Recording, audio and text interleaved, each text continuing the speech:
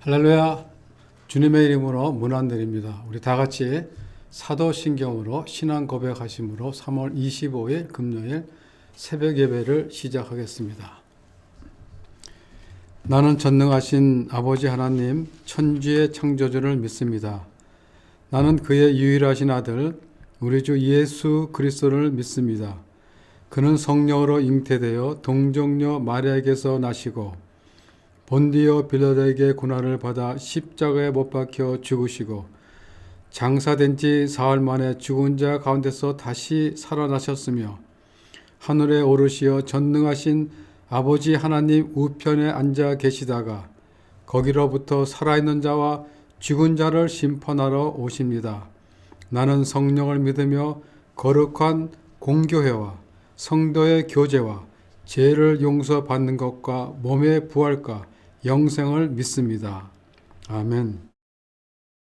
하나님 감사합니다. 오늘도 저희들에게 귀한 생명 주시고 또 이 아침 저희들 예배 자리로 불러주심을 감사를 드립니다. 오늘 이 시간 말씀을 사모고자 나온 저희들의 심령을 우리 성령께서 충만케 해 주셔서 이 예배 가운데 함께 계시는 주의 임재를 경험하는 귀한 시간이 될 수 있도록 아버지께서 인도하여 주시옵소서. 저희들 사순절 세 번째 주일을 지나고 있습니다.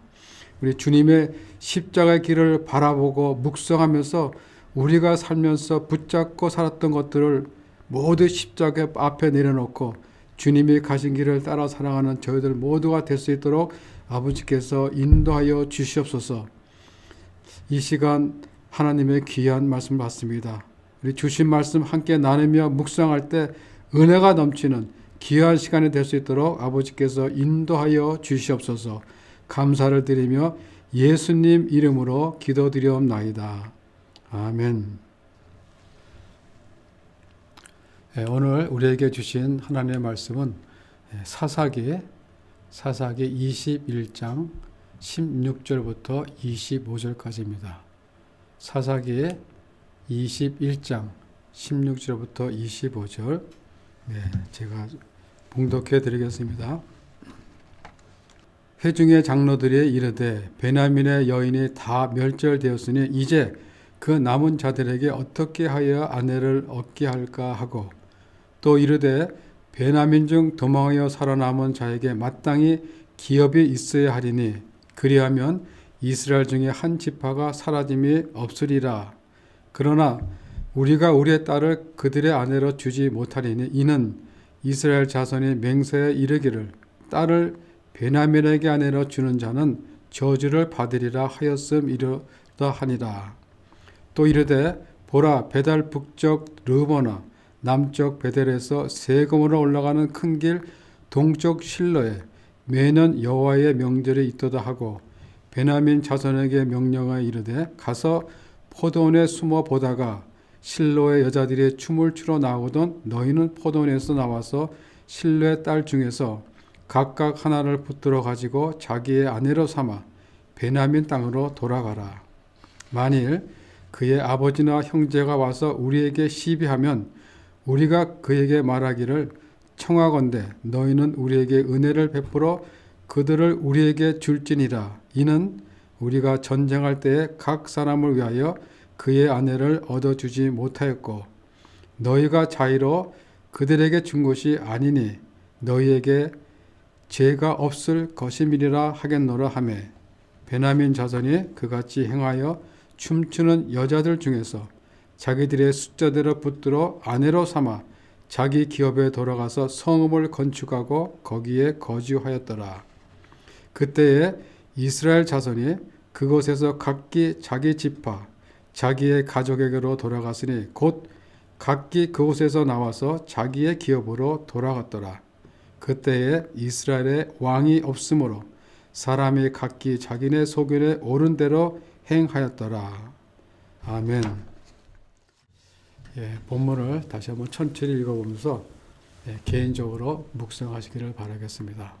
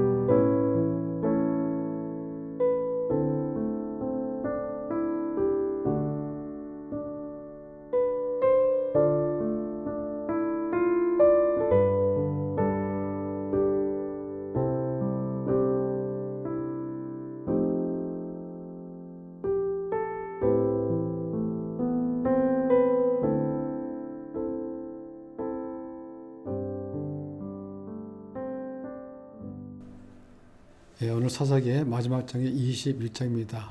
21장 사사기의 마지막 구절은 이렇게 끝납니다. 그때에 이스라엘 왕이 없으므로 사람이 각기 자기의 소견에 옳은 대로 행하였더라. 여러분, 이 세상에서 가장 무서운 것이 있다면 그것은 각자가 자기 소견에 옳은 대로 행하는 것이 아닐까라고 생각합니다. 19장부터 시작되는 이야기는 사사기의 마지막 이야기를 마무리하는 부분입니다. 그리고 21장은 비극적이고 슬픈 이야기로 막을 내립니다. 19장의 이야기는 이렇게 시작합니다. 1절에 보니까 이스라엘의 왕이 없을 때에 그때 에브라임 산지 구석에 거주하는 어떤 레위 사람이 유다 베들레헴에서 첩을 맞이하였더니, 이 구절은 지금 이스라엘의 신앙 상태가 어떠한지를 잘 보여주고 있는 것입니다. 레위는 하나님께 예배드리는 일을 전담하며 성막에서 모든 일들을 맡아서 하는 그런 지파의 사람들이죠. 그런데 에브라임 산지 구석에 살고 있었다라는 것은 거주지가 없이 떠돌아다닌다는 뜻입니다. 그들은 생업을 위한 일을 하지 않는 대신에 지역 사람들이 안식일에 제사를 위해서 바치는 그 제물과 11조로 먹고 사는 사람들입니다. 따라서 레위인이 떠돌아다닌다는 것은 그들의 생계에 문제가 있다는 것이죠. 이것은 이스라엘의 종교적 타락상을 보여줄 때 흔히 나타나는 현상이었습니다. 다시 말하면 하나님께 예배드리는 자들이 없더라는 것입니다. 또한 레위인의 첩을 맞이했다는 것은 성전을 섬기는 그 자로서 불경건한 생활과 도덕적으로 타락한 것을 보여주는 것입니다. 오늘 19장부터 21장까지 이어지는 이 비극적인 이야기의 발단은 결국 도덕적으로 타락한 레위인으로 인해 생겨난 것입니다.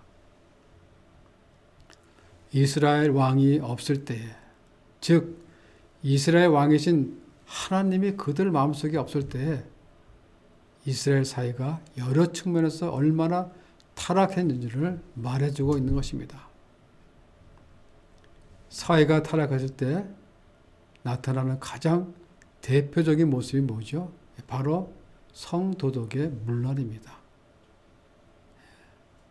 이 레위인의 첩은 베냐민 지파가 사는 기브아라는 동네에 불량배들에게 밤새 윤관을 당하고 죽게 됩니다. 그래서 이 레위인은 격분하여서 죽은 첩을 고향으로 데리고 와서 시신을 12조각 내서 이스라엘 각 지파에게 보냅니다. 정말 아주 끔찍한 일이죠. 하나님을 섬기는 레위인으로서 그 해결 방법이 옳지 않은 것입니다. 그것은 자기의 생각, 자기의 소견이 옳은 대로 행하였기 때문입니다. 이 끔찍한 이야기를 듣게 된 이스라엘 사람들은 어떻게 반응했습니까? 20장 1절에 보면 북쪽의 단부터 남쪽의 부엘세바까지 모든 이스라엘 자손이 모였다고 그렇게 성경은 기록하고 있습니다. 레위인으로부터 기브아 거민의 소행을 전해드는 온 이스라엘이 총회로 모여서 평화적 해결을 위해서 범죄자를 내어주도록 베냐민 지파에게 부탁합니다. 그러나 그들은 그 부탁을 거절하죠. 그래서 총회는 기브아 거민을 응징할 것을 결의하게 됩니다. 결국 뭐죠? 동족 간의 싸움이 시작된 것이죠. 그래서 이스라엘 지도자들은 제비를 뽑습니다. 그래서 각 지파에서 병력을 차출하는데 이때 모이는 병사가 40만 명이 모인 것입니다. 40만 명. 이스라엘의 11지파의 연합군이 모인 것이죠. 그리고 베냐민 지파에서는 2만 6천 명과 기브아 주민 중에서 700명이 모였던 것입니다. 그래서 드디어 이스라엘 11지파의 연합군과 베냐민 지파 간의 내전이 벌어진 것입니다. 40만 명의 이스라엘 연합군과 2만 6천 명의 베냐민 지파의 싸움은 정말 숫자적으로 상대가 되지가 않죠. 그런데 오히려 대군을 가진 이스라엘 연합군이 1차와 2차 전쟁에서 패합니다. 이렇게 두 번의 전쟁에서 패한 이스라엘 11지파는 아주 비통한 마음으로 언약궤가 있는 베델 성소에 올라가서 금식하면서 번제와 화목제를 드립니다. 그리고 하나님께 이렇게 묻죠. 이 싸움을 우리가 계속해야 됩니까? 그렇게 묻습니다. 그때 하나님의 응답을 들은 이스라엘 연합군은 세 번째 싸움에서 큰 승리를 거두게 됩니다. 20장 35절에 보면 이스라엘이 베냐민 사람 2만 5천 명을 죽였다고 성경은 기록하고 있습니다. 전쟁 전에 모인 베냐민 사람들의 숫자가 몇 명이죠? 그 숫자가 2만 6천 명이었는데 2만 5천 명을 죽였다는 것은 그 한 지파, 베냐민 지파를 완전히 진멸했다는 것입니다. 47절에 보면 베냐민 사람 600명이 돌이켜 광야로 도망하여 림몬 바리에 이르러 거기서 넉 달 동안 지냈더라라고 합니다. 이스라엘 연합군은 도망하는 베냐민 사람들의 그 추격을 잠시 멈추고 뒤돌아와서 성읍에 들어가서 남아있는 사람과 가축까지도 무자비하게 죽이고 그 성읍을 불살랐던 것입니다. 그런데 그런 상황 속에서 살아남아서 도망친 사람 600명이 림몬의 바위굴에 숨어 4달을 지냈다는 것입니다. 이 타락한 레위인으로 인해서 이스라엘 전체를 내전으로 몰아 엄청난 사상자를 내었던 것입니다. 여러분 한 사람이 뿌린 죄의 씨가 큰 죄의 열매를 맺는 것입니다. 이것은 이스라엘 왕 하나님이 없음으로 생겨난 결과입니다. 그런데 이스라엘 연합군은 동족 베냐민과의 전쟁에서 승리를 했지만은 그들에게는 걱정이 생긴 것입니다. 그것은 베냐민 지파가 사라지게 되었기 때문입니다. 12지파 중에 한 지파가 거의 진멸당해 버렸기 때문입니다. 그래서 이스라엘이 후회를 하는 것이죠. 어떻게 하면 베냐민 지파의 명맥을 유지할 수 있을까? 그들은 머리를 서로 맞대고 고민합니다. 그 베냐민 지파의 대를 잇기 위한 작전 모의를 한 것입니다. 베냐민 지파의 가문을 이어가려면 어떻게 합니까? 그들이 결혼하여 아이를 낳아야 자손을 이어가는데 여자가 없는 것입니다. 그런데 자기들은 미스바에서 총회를 모일 때 이렇게 악한 일을 저지른 베냐민 사람에게는 딸을 주지 말자라고 그렇게 맹세를 했었습니다. 딸을 주지 말자라는 것은 베냐민 지파의 씨를 말려버리겠다는 그런 맹세를 한 것입니다. 그것은 누가 시켜서도 한 것이 아니라 그들의 분노와 혈기에서 나온 맹세였던 것입니다. 자신들 생각이 가는 대로 그냥 자기들 멋대로 맹세를 했기 때문에 이렇게 더 큰 비극이 일어난 것입니다. 그래서 그들이 베델에 모여서 하나님 앞에 통곡하며 하나님께 이렇게 묻습니다. 21장 3절에 보면 그들이 큰 소리로 울며 이르되 이스라엘 하나님 여호와여 어찌하여 이스라엘에 이런 일이 생겨서 오늘 이스라엘 중에 한 지파가 없어지게 하시나이까? 지금 이들은 자신의 잘못을 회개하고 뉘우쳐도 안 될 그런 처지인데 이들은 하나님께 여쭙는 게 아니라 뭐죠? 오히려 하나님을 원망하고 있는 것입니다. 자기들이 베냐민 지파를 진멸하여 한 지파가 없어지게 되었는데 이것을 하나님에게 이 사건의 책임을 지금 전가시키고 있는 것입니다. 자기들이 범죄하고 자기들이 거짓말 해놓고 하나님 왜 그러셨냐? 왜 그러셨어요? 라고 하나님을 탓하는 것입니다. 정말 어이가 없는 일이죠. 이런 행위는 하나님의 이름을 망령되게 하는 행위입니다. 자신들의 결정에서 큰 죄악을 범해놓고 하나님의 이름을 들먹이는 것입니다. 그것은 이스라엘의 왕이 없기 때문입니다. 이스라엘의 왕이신 하나님의 자신들의 안중에 없었기 때문에 그들이 함부로 하나님의 이름을 들먹였던 것입니다. 그래서 그들이 총회에 모여서 찾아낸 해결책에는 무엇이죠? 아니, 해결책이 아니라 그들은 인간적인 편법을 생각해냅니다. 그것은 자신들의 맹세도 지키고 베냐민 자손도 명맥을 유지할 수 있는 그런 방법. 그것은 총회에 참석하지 않은 지파가 있는지를 찾아보자는 것입니다. 다시 말하면 전쟁에 참여하지 않은 지파를 찾아내자는 것이죠. 누구든지 미스바 총회에 모이지 않는 지파는 죽이기로 맹세했기 때문입니다. 그런데 야베스 길앗 주민이 참여하지 않음이 드러나게 됩니다. 어떻게 보면 사소한 일인데 이것을 근거로 하여 이스라엘 총회는 야베스 길앗 그 주민을 징벌합니다. 남녀노소를 모두 죽이고 처녀 40명을 잡아옵니다. 그것은 도망해서 살아남은 600명의 베냐민 남자에게 주어서 그 대를 잇게 하기 위해서입니다. 정말 어처구니가 없는 일이죠. 자신들이 저지른 일에 대해서는 회개하지 않고 정말 인간적인 방법을 동원한 것입니다. 정말 회개하고 말도 안 되는 일이 하나님이 택한 백성들인 그 믿는 자들 안에서 벌어진 것입니다. 여러분, 왜 이런 일들이 일어났습니까? 왜 이런 일들이 하나님의 그 백성인 이스라엘 백성들 안에서 일어났습니까?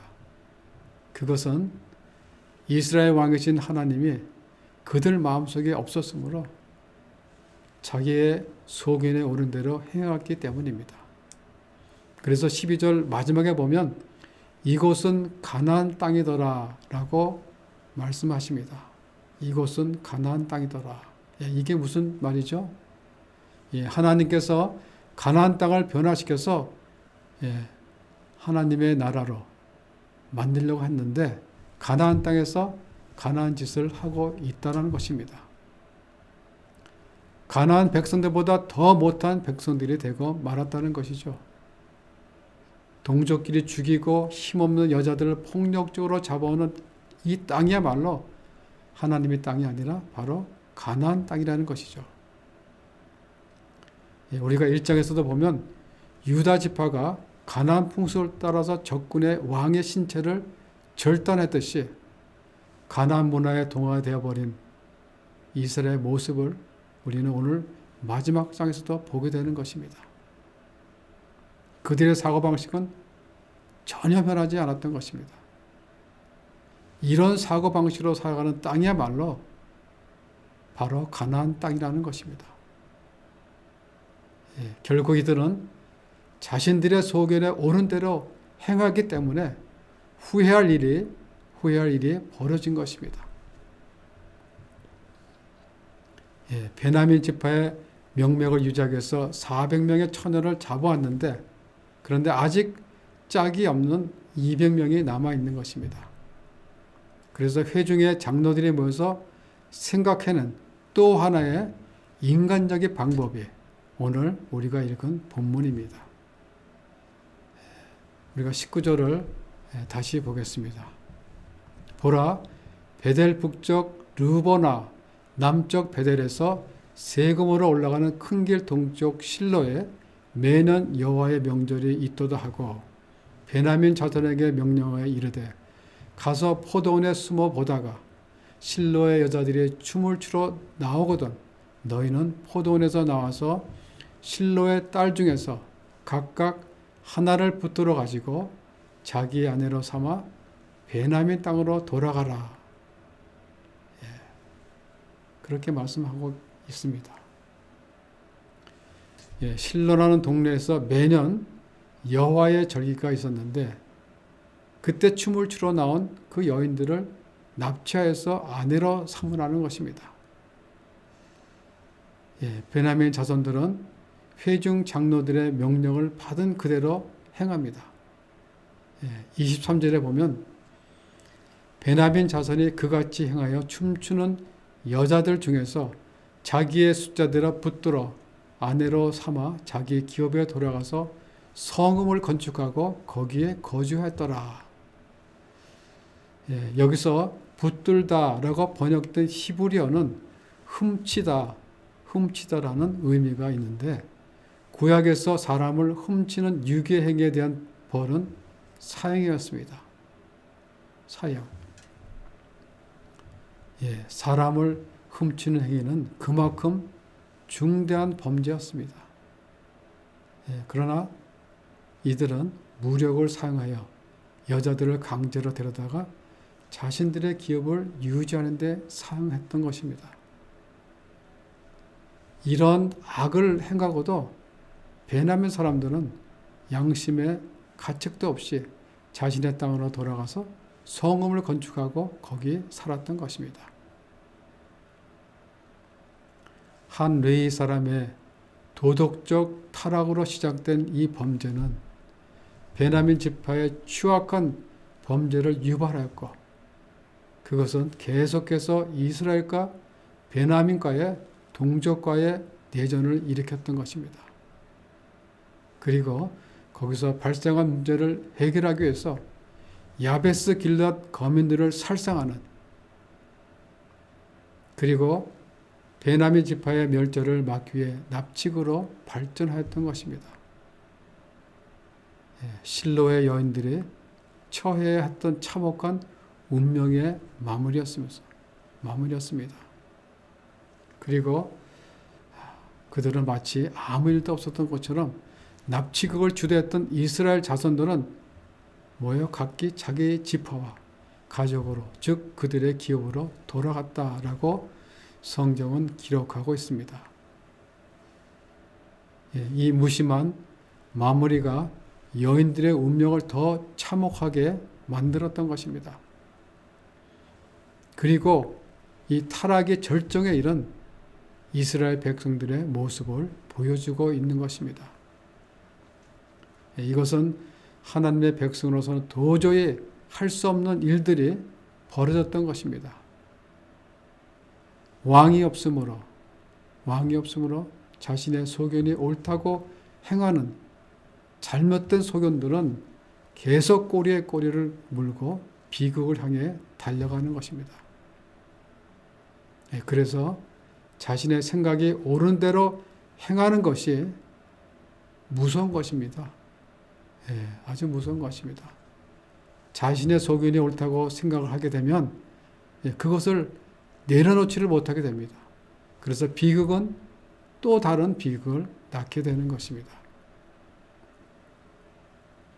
그때에 이스라엘 왕이 없으므로 사람이 각기 자기의 소견에 오른 대로 행하였더냐. 이스라엘의 이 비참한 혼동 상태를 말해주면서 사사기는 끝이 납니다. 진정한 통치자가 없는 이스라엘은 모두가 왕이었습니다. 하나님이 이스라엘의 영원한 왕이셨지만은 그들은 이 사실을 망각하고 스스로가 왕 노릇을 했던 것입니다. 자신의 생각이 자신의 소견이 곧 하나님의 생각이었을 때 이것이 사사시대에 벌어진 모든 비극의 뿌리였던 것입니다. 자기 소견이 옳은 대로 행하였더라. 자기 소견은 어디서 오는 것이죠? 하나님께로 오지 않고 나에게서 오는 자기 중심을 말하는 것입니다. 죄는 하나님 중심에서 내 중심으로 이동하는 것입니다. 우리의 중심이 하나님에게서부터 나에게로 이동할 때 우리의 삶은 내가 왕이 되는 것입니다. 그때 우리의 삶은 하나님을 떠나는 것입니다. 즉 사사기 시대의 이스라엘 가운데 하나님이 없었으므로 각자가 자기 소견에 옳은 대로 행했다. 그 결과가 이것이다라고 사사기는 이것을 기록하고 우리에게 보여주고 있는 것입니다. 하나님의 눈이 아닌 나의 눈으로 세상을 보고 하나님의 기준이 아닌 나의 기준으로 세상을 바꾸고 하나님의 마음이 아닌 나의 마음대로 세상을 사랑하는 그들의 모습과 그들의 타락을 지금 우리에게 보여주고 있는 것입니다. 그래서 사사기의 이야기는 거울에 비친 오늘날의 우리들의 모습이 아닌가 생각해 봅니다. 여러분, 우리 삶의 기준은 무엇입니까? 여러분 삶의 통치자는 누구입니까? 여러분의 삶의 주인은 누구라는 것입니다. 우리는 예수가 나의 왕이라고, 우리는 예수가 나의 주인이라고 고백을 하지만은 정말 내 삶 가운데 왕으로 모시고 또 주인을 모시고 살아가고 있는지, 그렇지 않으면 내 삶의 어느 영향력도 통치를 하지 못하는 어떤 무의미한 왕으로 전락해 버려졌는지는 아닌지, 하나님을 왕으로 인정하지 않고 하나님을 왕으로 섬기지 않았던 이스라엘은 각자가 자기 소견에 옳은 대로 살아갔습니다. 그래서 동족 간의 비극을 초래했던 것이며 많은 아픔과 함께 350년 동안 영적 암흑기를 살았던 것입니다. 오늘 우리는 우리의 소견에 옳은 대로 행하며 살아가고 있는지, 아니면 우리의 왕 되신 하나님을 따라 살아가고 있는지, 중요한 것은 나의 소견이 내가 옳다고 생각하는 것이 아니라 하나님 앞에서 무엇이 옳은 것인지를, 하나님 앞에서 무엇을 행해야 될지를 알아야 하는 것입니다. 그리고 그 모든 소견의 중심에 내가 있는지 아니면 하나님이 있는지 우리들은 늘 점검해야 할 것입니다. 그렇지 않으면 이 세상은 오늘 사사기에서 이야기하는 이 비극적인 일들이 우리들에게도 그대로 일어날 수 있고 일어나고 있다는 것을 우리 모두는 기억해야 될 것입니다. 여러분, 사사기는 우리들의 이야기입니다. 이스라엘은 그들의 영원한 왕이신 하나님을 왕으로 모신 것이 아니라 자기의 뜻, 자기의 생각에 옳은 대로 행하기 때문에 그런 엄청난 일들이 이스라엘 백성들 가운데 일어난 것입니다. 하나님은 우리의 영원한 왕이십니다. 그래서 왕이 왕되게 해야 합니다. 하나님께 내 삶의 왕권을 돌려드림으로써 하나님께서 마음껏 통치하시는 그 하나님의 나라가 여러분의 삶 가운데 펼쳐지시기를, 그래서 내 삶 중심이 아니라 하나님 중심에 옳은 대로 행하시는 여러분 모두가 되시기를 간절한 마음으로 소망하고 축복합니다. 기도하겠습니다. 하나님, 오늘도 저희들에게 귀한 말씀을 주심을 감사드립니다. 이스라엘 비극은 그들에게 왕이 없으므로 그들의 소견에 옳은 것을 행했기 때문에 그들에게 나타난 비극이었습니다. 하나님, 오늘 우리들의 삶 가운데 주님이 왕 되시고 주님이 나를 주관하고 계시는지를 뒤돌아보게 하시고 우리의 인생에 주님이 없을 때 내 소견대로 행하는 그 일들이 얼마나 무서운 일인지를 깨닫게 하여 주시옵소서. 우리의 영원한 왕이신 하나님께 왕권을 돌려드림으로써 하나님께서 통치하시는 하나님의 나라가 우리의 삶 가운데 펼쳐지는 오늘 하루가 되게 하여 주시옵소서.